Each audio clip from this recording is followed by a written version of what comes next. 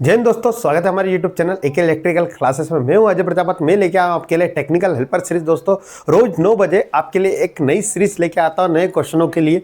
दोस्तों ये technical helper series है जिसमें आपको मिलेंगे नए पैटर्न पे क्वेश्चन, जिसमें आपको कहीं ना कहीं एग्जाम में बहुत फायदा मिलेगा, क्योंकि जो आप पढ़ चुके हैं पुराने क्वेश्चन है वही रिपीटेशन करने से आपके नए क्वेश्चन किस तरह से बनेंगे वो भी तो आपको करना पड़ेगा। तो दोस्तों यदि आपको टेक्निकल आपका कमज़ोर है तो आप हमारी मॉर्निंग वाली क्लास भी आप जोड़ सकते हो। और उसके बाद अब इवनिंग वाली क्लास 8 बजे रात को स्टार्ट होती है, जिसमें मैं थ्योरी प्लस क्वेश्चन 10 सालों में आया उसके सोल्व करवाता हूँ। आप जरूर देखिए। अभी तक हमारी वो क्लास हो गई है, हमारी 14 क्लास हो गई है जो मध्य प्रदेश लाइनमैन के नाम से डिस्क्रिप्शन में लिंक दी गई है, आप जाके देखिए। टेक्निकल सभी का दोस्तों सेम होता है। तो स्टार्ट करते हैं। पहला क्वेश्चन, लेड एसिड सेल में प्रयुक्त इलेक्ट्रोलाइट की मात्रा रखी जाती है। जो लेड एसिड सेल होता है दोस्तों, सबसे ज़्यादा जो वोल्टेज वाला सेल होता है वो लेड एसिड सेल होता है। क्लियर है? जिसमें जो H2O होता है वो 1:3 में रखते हैं, यानी H2O 1 होता है और H2SO4 सल्फ्यूरिक अम्ल जो होता है 3 रेशो में होता है। क्लियर है दोस्तों? आपको समझ में आया होगा। अगला क्वेश्चन है हमारा, बैटरी में फ्लोटिंग एक विशेष प्रकार की बैटरी होती है। तो मैं पहले बता दूं, जो हमारी बैटरी होती है उसको बोलते हैं ग्रुप ऑफ सेल। सेलों को हम एक से ज़्यादा सेलों को यदि हम जोड़ दें तो वो क्या कहलाती है? हमारी बैटरी। और बैटरी भी 2 प्रकार की होती है, हम एक जिसको हम चार्ज कर सकते हैं और एक को हम चार्ज नहीं कर सकते। तो इसमें बोल रहा है कि फ्लोटिंग क्या होती है। तो बैटरी को फ्लोटिंग एक प्रकार की, एक विशेष प्रकार की प्रोसेस होती है दोस्तों बैटरी के प्रति, जिसमें क्या होता है, बैटरी को पूरी तरह से चार्ज यानी कंप्लीट चार्ज, फुल चार्ज करने के लिए उसे क्या करते हैं, हम एक स्थिर वोल्टेज देते हैं।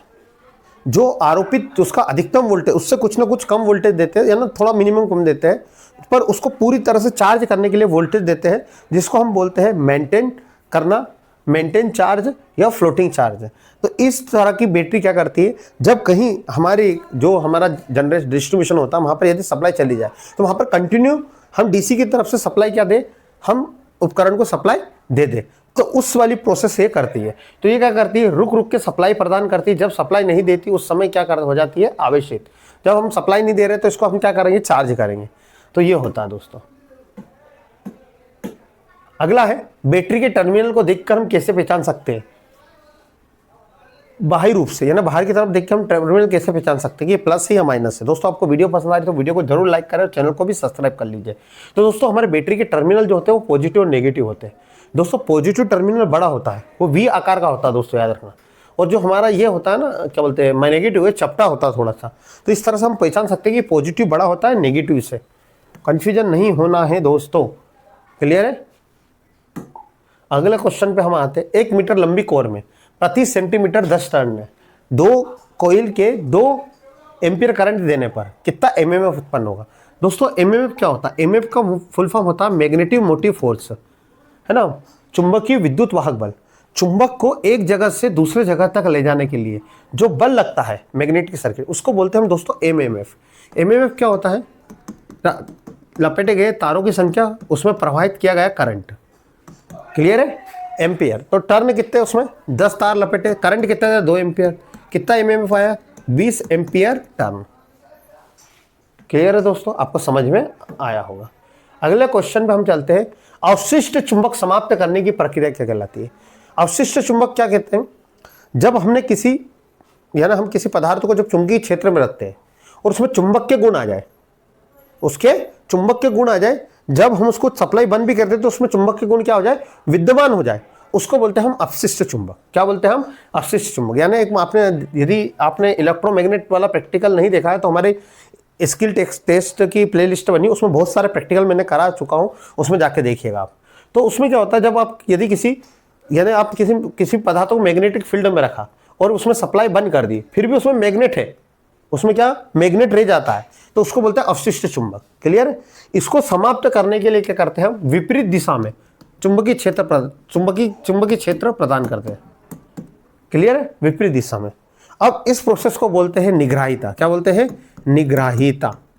और इसको बोलते हैं चुंबकीय डिगेजिंग। इसी प्रोसेस को क्या बोलते हैं? चुंबकीय डिगेजिंग। क्लियर है दोस्तों? आपको समझ में आया होगा। अगले क्वेश्चन पे चलते हैं हम। एक कोर में शेष रहे चुंबकत्व को समाप्त करने हेतु चुंबक की तीव्रता की एक निश्चित मात्रा नष्ट हो जाए, उससे क्या कहते हैं? तो अभी मैंने बताया यदि किसी को चुंबकीय क्षेत्र में रखते हैं और उसको कुछ समय तक हमने करंट दिया और उसमें मैग्नेट बन रहा है, और जब हमने करंट बंद करा तो मैग्नेट जो था उस सप्लाई तो बंद हो गई, पर उसमें जो पदार्थ था उसमें क्या आ गया, चुंबकीय गुण आ गए। अब उसमें चुंबकीय गुण को समाप्त करना है, तो उसको क्या बोलते हैं हम, निग्राहिता। क्या बोलते हैं हम, निग्राहिता। क्लियर है दोस्तों, आपको समझ में आया होगा दोस्तों। प्लीज दोस्तों वीडियो को लाइक करें, चैनल को भी सब्सक्राइब करें। नियम क्या कहलाता है, जब एक बंद सर्किट में एएमएफ चुंबकीय विद्युत वाहक बल उस रास्ते की जितनी भी धारा के बराबर होता है, तो दोस्तों उसको बोलते हैं हम एम्पियर का नियम। एम्पियर का नियम एक मैग्नेटिक सर्किट में जो पूरा करंट को चारों ओर दर्शाता है, बताता है एक क्लोज सर्किट में, वो कहलाता है हमारा एम्पियर का नियम। एम्पियर का नियम आपको यदि नहीं पता है तो जो ओवरहेड लाइन होती है दोस्तों, ओवरहेड यानी सर के ऊपर से जो लाइन जाती है उसमें करंट की डायरेक्शन भी कौन बताता है, एम्पियर का नियम। क्लियर है दोस्तों, कोई कंफ्यूजन होना नहीं चाहिए। अगले क्वेश्चन पे चलते हैं। अनुचुंबकीय पदार्थ की सापेक्ष चुंबकशीलता क्या होती है। तो दोस्तों पदार्थ 3 प्रकार के होते हैं। पहला होता है लोह चुंबकीय, लोहा चुंबकीय पदार्थ। लोह चुंबकीय पदार्थ वो होता है जो चुंबक के प्रति बहुत ज्यादा आकर्षित होते हैं, ऐसे पदार्थों को हम क्या बोलते हैं, लोह चुंबकीय। इनकी जो चुंबकशीलता होती है, यानी चुंबक की ओर खींचने को हम बोलते हैं चुंबकशीलता, होती है 1 से 1000 तक होती है। क्लियर।